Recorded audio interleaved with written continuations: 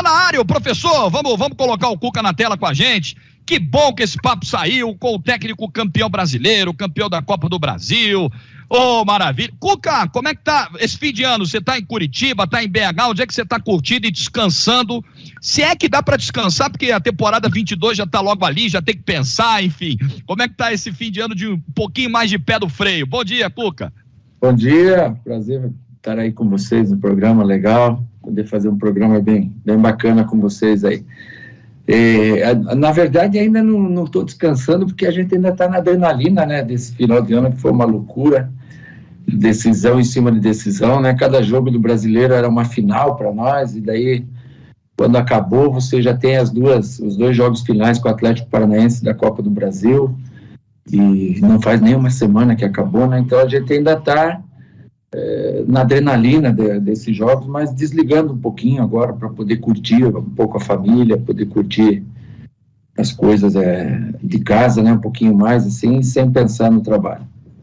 Cuca, vou passar para o Formiga, para a Monique, para o Cazé, que vou fazer perguntas para você, mas eu queria, em cima do que você falou dessa resposta agora, tocar nesse assunto contigo. A gente tem ouvido muito, nesse fim de ano, os profissionais que trabalham com futebol, falando dessa questão do desgaste, né? Você falou de como foi um ano acelerado, você ainda está na adrenalina, assim.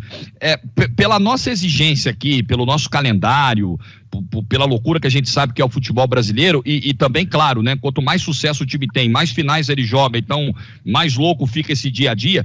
Você particularmente chega do fim da temporada ali no teu limite mental, é muito puxado mesmo, é muito desgastante, Cuca? Não, chega no limite, porque você tem uma responsabilidade muito grande, né, que é um envolvimento que a gente teve com a campanha em ser campeão brasileiro. E o fracasso, o sucesso, eles andam lado a lado, né? Você vê que onde você tivesse ali um revés, fosse lá na Bahia, ou fosse no jogo do Fluminense, ou no jogo do Santos, nas viradas que a gente teve que fazer, desgastantes, né? Para o torcedor também.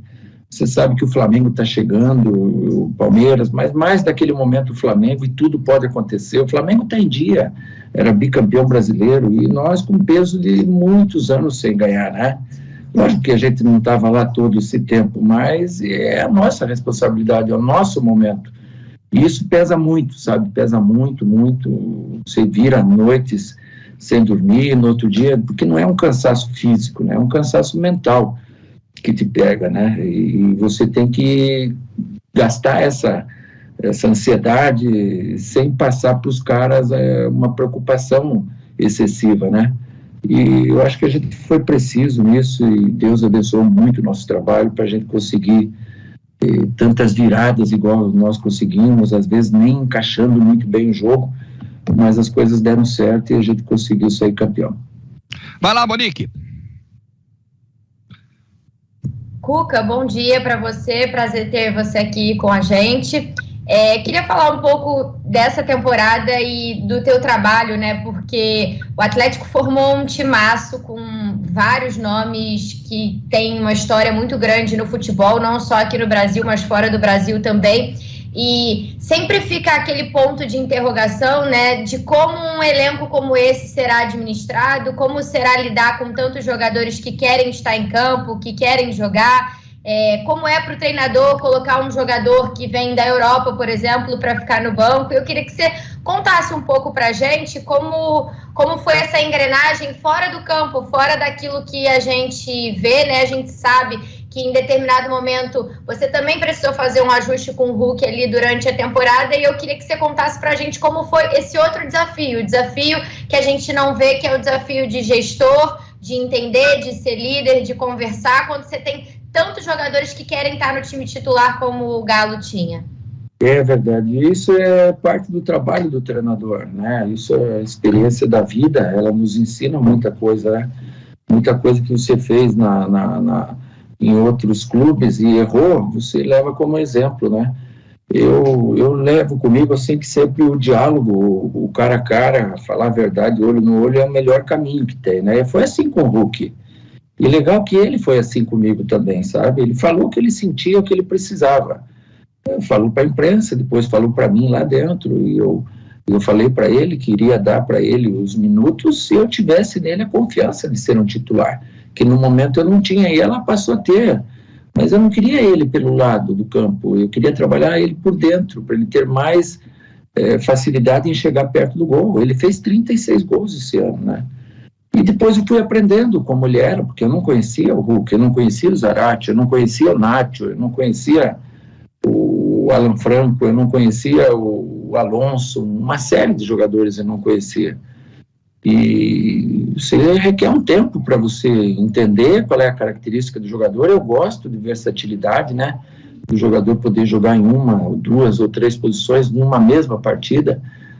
E aconteceu que o tempo foi nos mostrando esse caminho, eles entenderam também, porque o mais importante é eles saberem com quem eles lutam e pelo que eles lutam. Bom, então eu disputo a minha posição com o Keno nesse lugar. Então, se eu tiver melhor que o Keno, eu vou jogar. É um exemplo, né?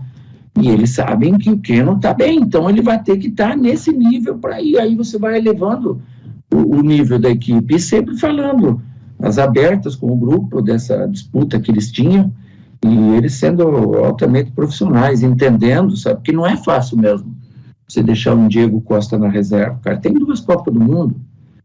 Não é fácil você deixar um Hulk na reserva. O Hulk, nossa, jogou em tudo que é lugar e foi artilheiro. Não é fácil deixar um Nacho, que é um ídolo do River, na reserva, ou um Savarino, que é titular da seleção venezuelana, ou um Vargas, que é titular da seleção chilena. E além de deixar na reserva, e você fazer eles entender que eles têm que ficar na reserva. Esse é um trabalho difícil, mas que eles têm que entender que a disputa era essa. E quando eu podia, eu utilizava todos e eles estavam mais ou menos no mesmo nível, sabe? Então é normal que a gente cometa injustiça, né? Mas nunca do lado pessoal, sempre pensando no coletivo. Boa, Cazé, tá contigo agora. Bom dia, Cuca. Cara, primeiro parabéns pelo seu ano, foi espetacular. Eu sei que você falou que tá relaxando, né? 2 temporadas em um ano só, acabou agora. Mas eu quero falar de 2022, assim, a gente acabou de falar do Corinthians, a gente falou de Cavani no Corinthians, a gente está falando de uma temporada frustrante para o Flamengo e que certamente a diretoria do Flamengo não quer que isso volte a acontecer, uma temporada sem títulos.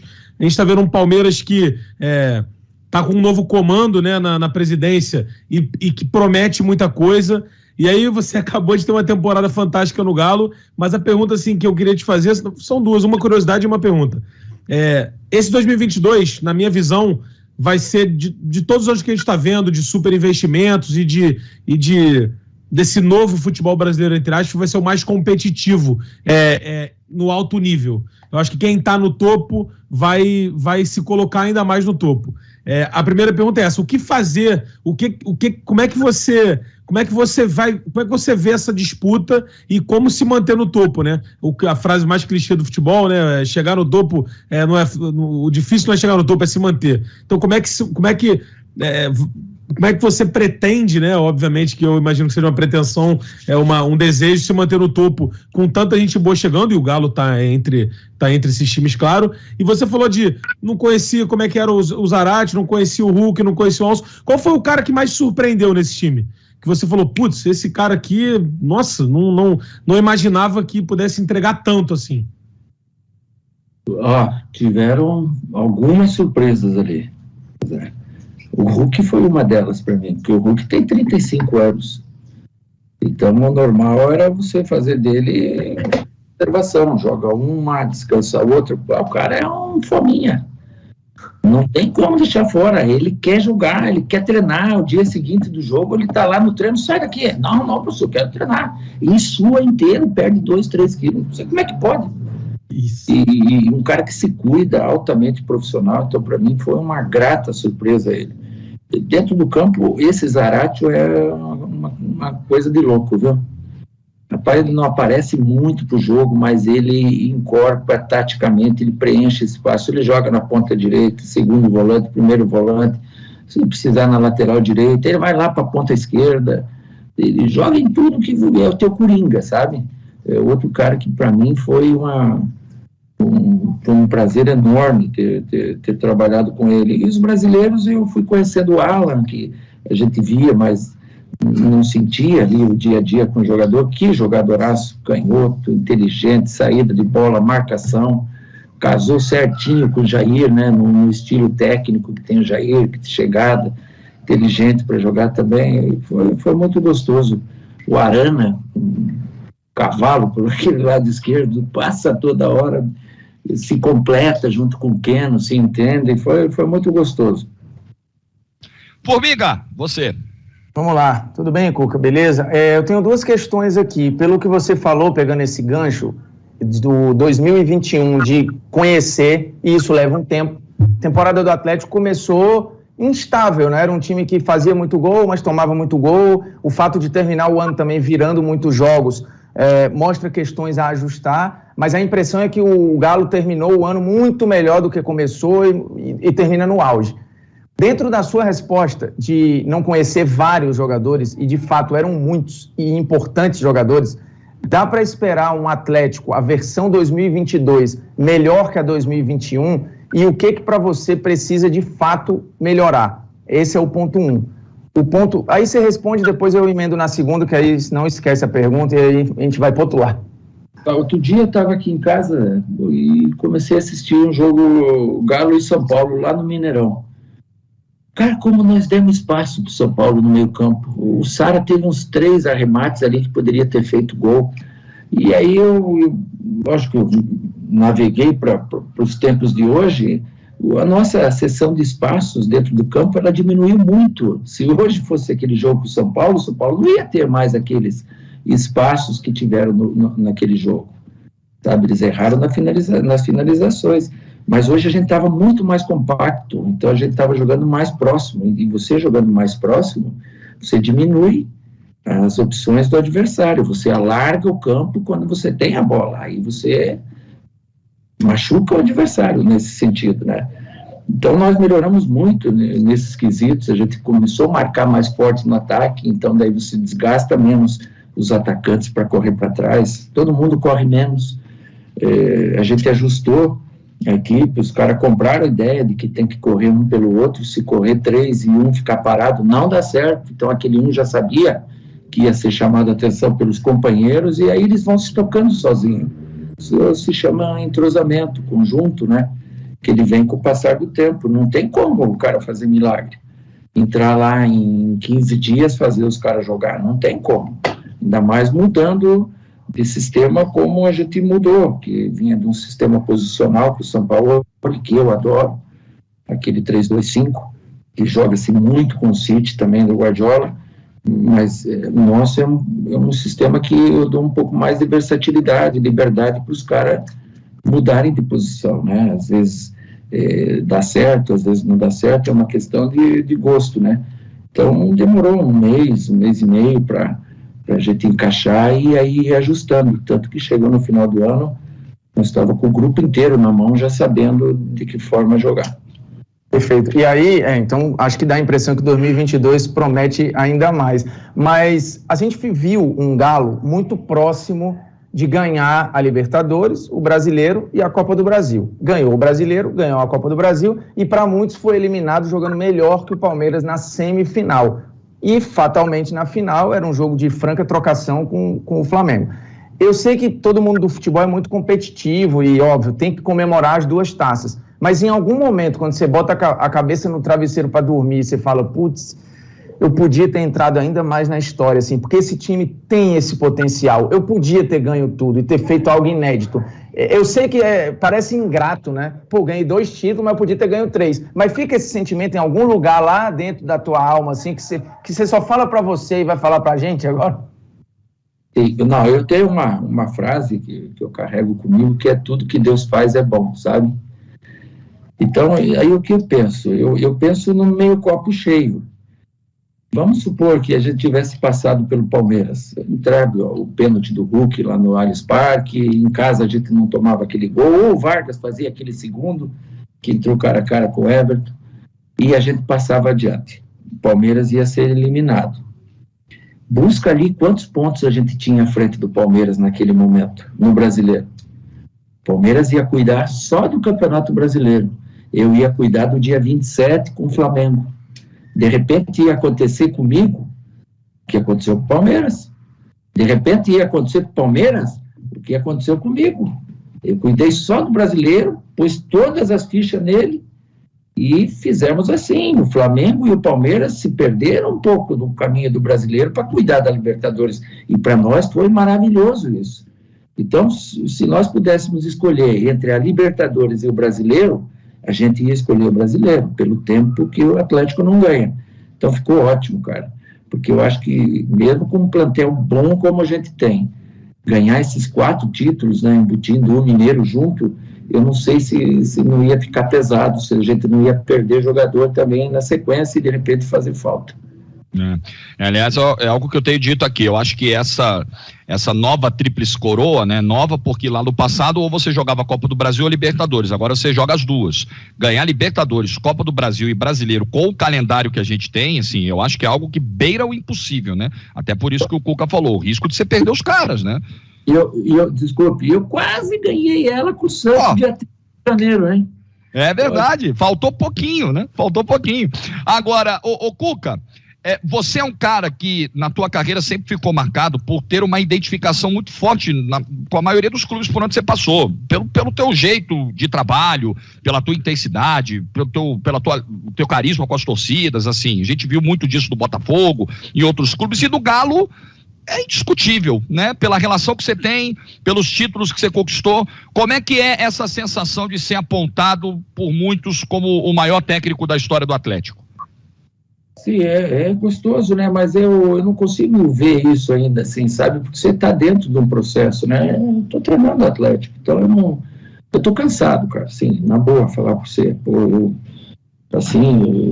estou cansado. Esse ano foi, cara, eu passei 10 dias no hospital, 6 dias na unidade crítica geral, sabe, você vai apagando, aí a pouco eu vi minha mãe, assim, aí eu perdi meu sogro aqui dentro de casa. Então foi um ano muito atípico, muito difícil pra gente, né, em todos os sentidos, e jogar sem torcida também foi uma coisa estranha, e de repente quando a torcida voltou, você com aquela obrigação, eu confesso pra você que eu tô muito cansado, eu abri mão de tudo para ficar no Atlético, né? Eu dormi no CT, eu larguei as filhas, larguei a neta, larguei a mulher, larguei todos os problemas que a gente tem na vida particular para viver o Atlético. Eu tenho que me reorganizar agora, sabe? Eu tenho que viver um pouco aqui com as meninas, organizar a casa. A gente é pai, a gente é marido, a gente é avô, então eu quero ver se eu consigo dar uma organizada na minha vida, pensar um pouco também em família, que eu deixei em segundo plano, né?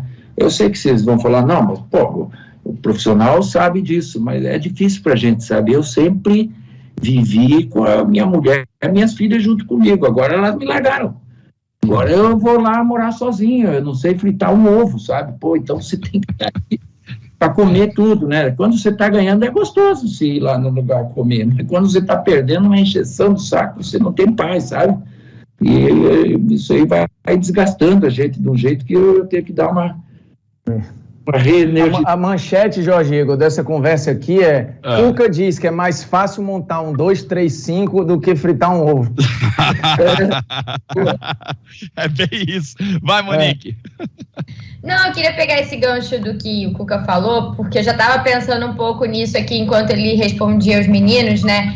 Que é falar um pouquinho da sua projeção de carreira, do que você pensa para frente, Cuca, porque a gente vive um momento de muito debate aqui no Brasil em relação à questão de buscar um técnico fora para fazer um timaço jogar, e a gente está vendo o exemplo do Flamengo, que não conseguiu encaixar com treinadores daqui e colocou como meta trazer um treinador de fora, o Palmeiras fazendo tudo para segurar o Abel, e a gente vê trabalhos incríveis que você faz e que você fez com o Santos, que você fez agora com o Atlético, e ao mesmo tempo a gente caminha para uma discussão de quem será o sucessor do Tite, porque ele já deixou claro que ele encerra a passagem dele na seleção ao fim de 2022, independentemente do que acontecer na Copa.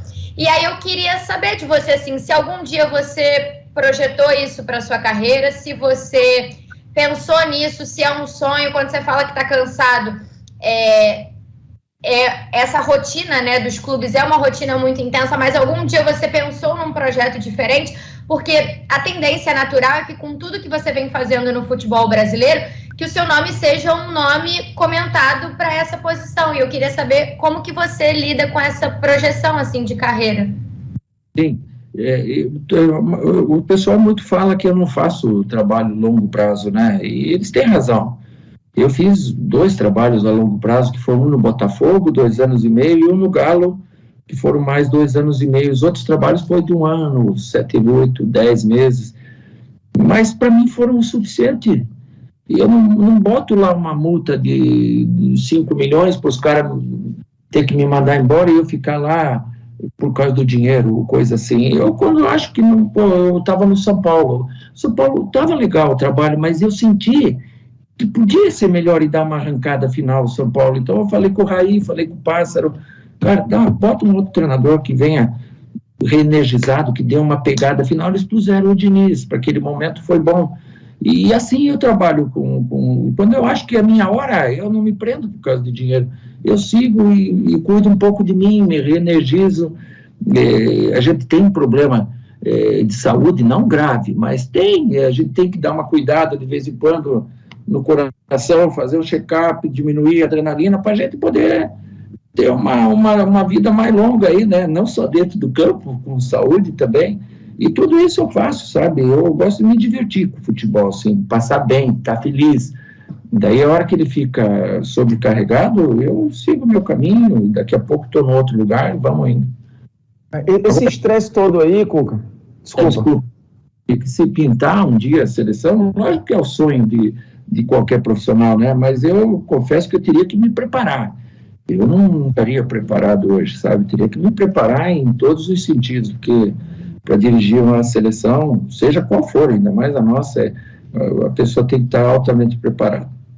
Só um gancho para o Cazé fazer aí a dele, esse estresse todo, esses problemas de saúde, você já repetiu algumas vezes e de fato às vezes parece exausto. Isso tudo já te fez pensar em parar antes da hora, assim, você planejou isso em algum momento? Não parar parado, sabe? Mas dar uma recuada é necessário porque ferve, cara. Você ferve o radiador, daqui a pouco foda o motor. Então, eu às vezes eu faço isso pensando em mim, pensando na família, em tudo. As pessoas não entendem, um Cuca louco. Mas às vezes é necessário, a gente não precisa expor publicamente os motivos, né, que a gente faz, mas quando tem necessidade eu faço. Vai, Cazé.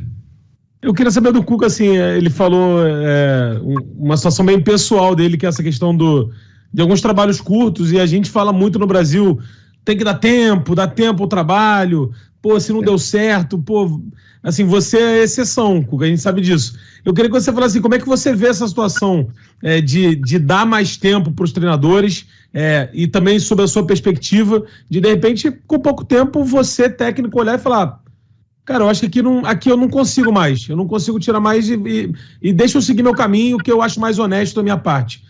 E também a situação dos técnicos do Brasil, né? A gente vê muitos times buscando técnicos lá de fora e dando certo. A gente viu o caso do Abel Ferreira, Jorge Jesus. Como é que você vê hoje a nova geração vindo aí? Tem uma nova geração? A velha guarda ainda dá conta? E onde é que tá o Cuca nisso aí, né? Tá na velha guarda? Você já tá na velha guarda? Já tá nos novos? Não tô te chamando de velho, né? Mas... Não, beleza. Viu? Dia 3 de janeiro, 7 horas da manhã, começa a segunda parte do curso da CBF, né? Que é a licença Pro. Eu vou estar lá, já comprou a passagem, vamos estar lá. Eu me divirto lá com o pessoal, sabe? Você tem 2 caminhos, ou vai lá brabo ou vai lá alegre. Eu vou alegre, porque você vai ter que ir igual, não tinha que ir brabo. Então eu vou lá me divertir com o pessoal e essas teses eu levanto lá para o pessoal. Esse ano, o Cuca ganhou o Campeonato Brasileiro, a Copa do Brasil. Nós temos que torcer para o ano que vem outro brasileiro ganhar. Mas que a gente ganhe, porque tem bons treinadores brasileiros. Tem bons treinadores brasileiros, não é só os portugueses, os argentinos que são bons. Eu queria tanto ver um treinador brasileiro lá no Porto, no Benfica, ou no River, ou no Boca, para trabalhar lá e mostrar o nosso o nosso potencial. Por que você acha que não tem, Cuca? Desculpa te interromper. Por que você acha que a gente não vai? Eu acho que nós não temos a cultura, assim, não é de eles contratarem treinadores brasileiros, né? Quem foi o treinador brasileiro que treinou o Boca ou o River? Me ajude aí.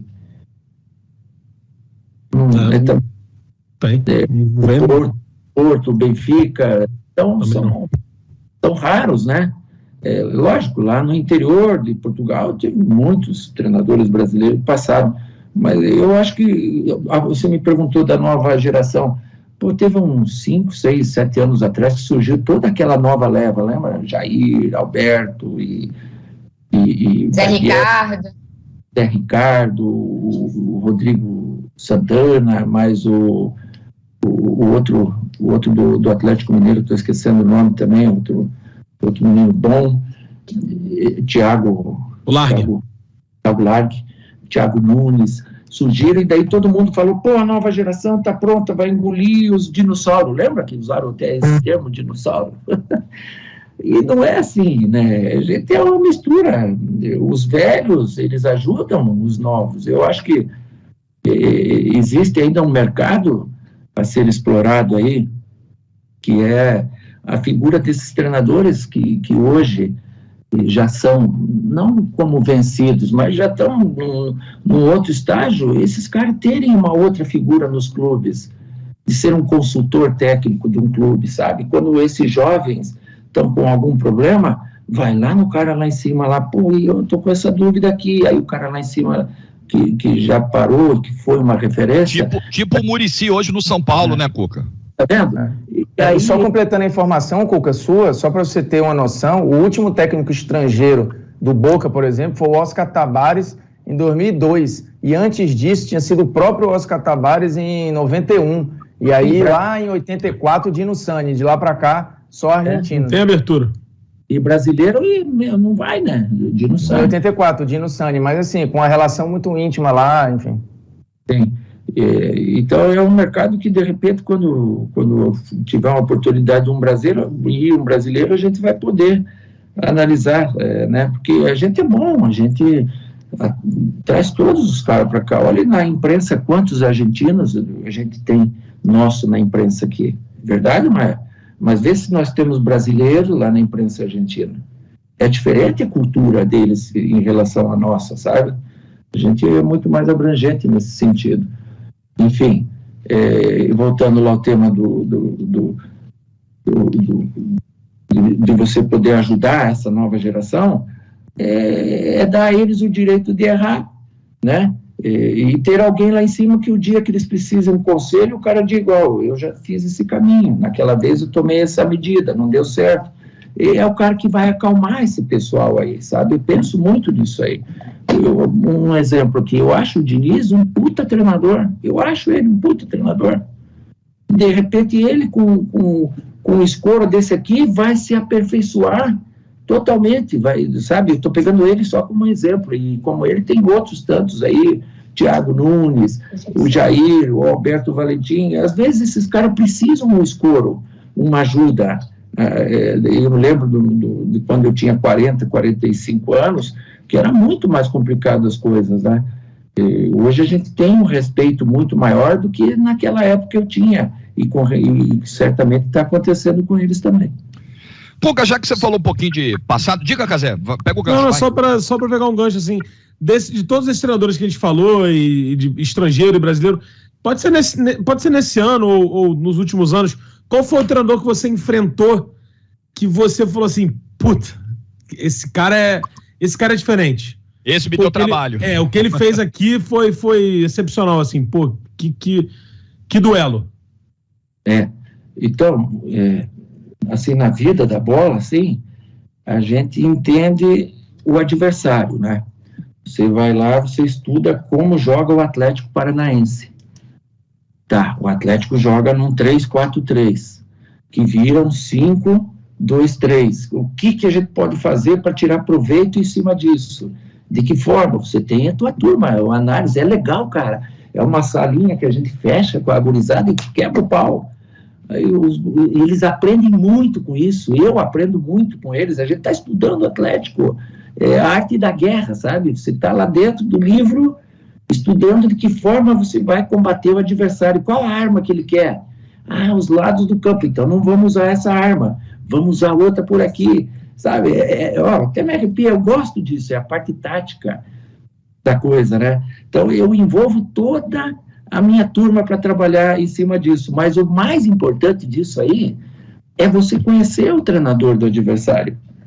Pega lá quantas mexidas ele deu durante o ano, taticamente, quando ele está perdendo, então quando ele perder, ele vai fazer isso, você já tem que estar preparado, tem que levar isso para o treino e treinar isso, porque você sabe que vai acontecer, não na hora lá acontecer e você, e agora, o que eu faço? Você já tem que estar pronto, e isso, quando você tem um conhecimento de como o treinador adversário se posta também, é uma vantagem enorme que a gente tem.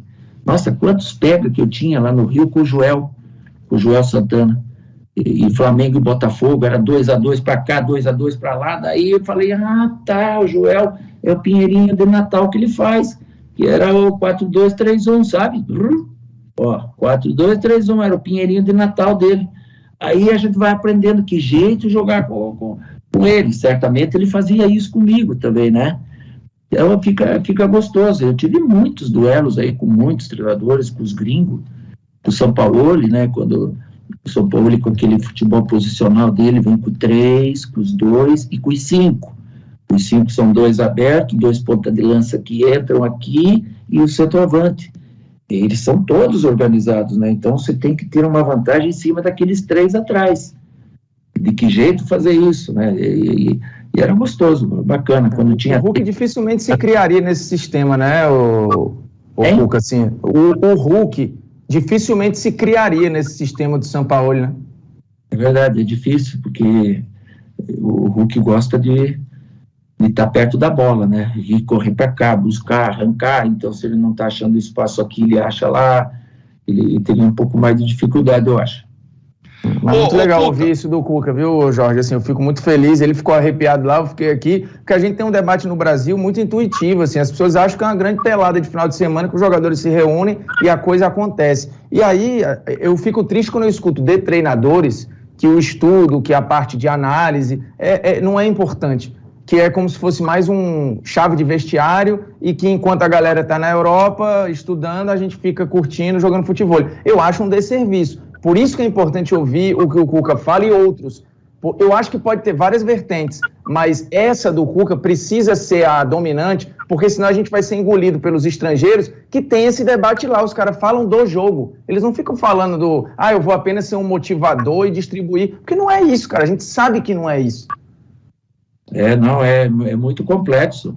E se você entender e o teu jogador não entender, não vale nada. Não adianta, você tem que fazer ele ser parte do processo. Sabe, quando vai começar o campeonato, eu pego um quadro enorme, assim, enorme, ponho na sala, reúno todos os jogadores e ponho a tabela inteira. Todos os jogos do campeonato e discuto um por um com eles. Quanto aqui, lá, aí vai ser jogo duro, hein? Nós vamos empatar lá, e eu ponho, vamos perder. Os caras, não, vamos perder aqui. E tal, eu dirijo a tabela. Aí, quando de mês em mês, nós vamos lá ver se nós estamos dentro do prognóstico que a gente fez.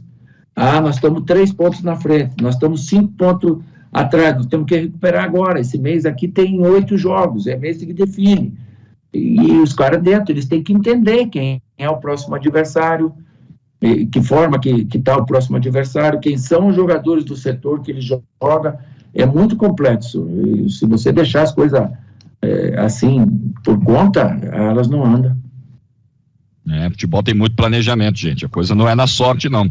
Cuca, mudando bem o assunto, pergunta aqui da produção. Ontem a gente viu o Sérgio Coelho, presidente do Galo, falar sobre o pedido feito à CBF do reconhecimento do que poderia ser um título brasileiro na década de 30, né? Na Copa dos Campeões de 37, que reuniu os campeões estaduais de 36. A gente já viu movimentos como o do Palmeiras na Copa Rio de 51, a gente viu as unificações dos títulos antes de 71, né? De Taça Brasil, de Robertão, unificados como títulos brasileiros. Aí uma pergunta da tua visão mesmo, assim, como é que você enxerga essa questão, independentemente de ser um título do Atlético ou de qualquer outro clube, de unificações de títulos, de você olhar para o passado e dar relevância e dar o valor àquele título que foi conquistado quando a realidade era outra, quando o nome era outro. Qual é a tua visão pessoal disso, Cuca? Cara, eu não curto muito isso, não, sabia? Eu era torcedor do Atlético Paranaense aqui, sabe? Hoje, daí, se eu for lá lutar por um título lá, do não sei quanto, lá, para mim não vai fazer diferença, sabe? De repente, para eles, que são os representantes, faz a diferença, mas para mim, eu acho que para o torcedor também faz menos diferença do que para o próprio diretor. Isso faz uma diferença lá para eles. Eu, de 70 a 80, eu fui torcedor do Atlético Paranaense aqui, eu nunca vi meu time campeão. O Coxa ganhou 10 a fio aqui, sabe? E eu tenho meu ídolo até hoje, que é o Sicupira, que faleceu há pouco tempo, né? Que era um amigaço aqui, que eu ia, final do ano, fazia um jogo aqui na minha chácara e ele estava aqui sempre comigo. Você pegou o Coxa, você falou dos 70, 80, aí você viu o Coxa campeão brasileiro 85, né? Não foi uma fase tranquila, não, para quem era atleticano, não, né? Só que agora a coisa deu uma invertida, né? Deu invertida, mas agora o Coxa está forte de novo, e é bom. É bom o Coxa forte para fazer o Atlético forte, é melhor o Cruzeiro forte, o Vasco forte, esses times tem que voltar, Grêmio forte para o Inter, é engano você pensar, eles estão lá embaixo, é melhor para mim, não é porque o teu sarrafo sobe à medida que eles sobem, o adversário sobe também, então já sofreram um tanto lá, tá bom, agora deixa que volte. É isso, muito bom ver o Coxa de volta à Série A. Cuca, cara, que papo ótimo, passou voando, falamos de tanta coisa, presente, passado, futuro, e a gente queria fechar aqui mais uma vez te parabenizando, porque a temporada foi mesmo algo histórico, mais uma temporada vitoriosa aí na tua carreira, foi um time que encantou o Brasil de novo, foi muito legal ver esse Atlético jogar, e a gente deseja sorte aí, te agradece pelo tempo que disponibilizou, e sorte, mais sucesso, sorte vem com o trabalho, a gente sabe que você trabalha muito, e que a sorte também acompanha aí em 2022. Obrigado, tá? Um bom fim de ano pra você. Obrigado a vocês aí, os caras top aí de bola, entendem tudo aí, é um prazerzão falar com vocês. Um dia nós vamos junto aí no estúdio aí, bater um papo junto todo mundo. Boa, matar a saudade. O Cuca já teve no antigo Esporte Interativo lá no Rio, agora a gente tá em São Paulo, agora já mudou até o nome, já mudou a cidade, mas a gente vai se encontrar de novo. Obrigado, viu, Cuca? Ó, o Ricardinho tá te esperando, o Ricardo Martins falou que tá te esperando no estúdio. Me ajuda a te ajudar? Isso! Figuraça. Valeu, Cuca! Um abraço.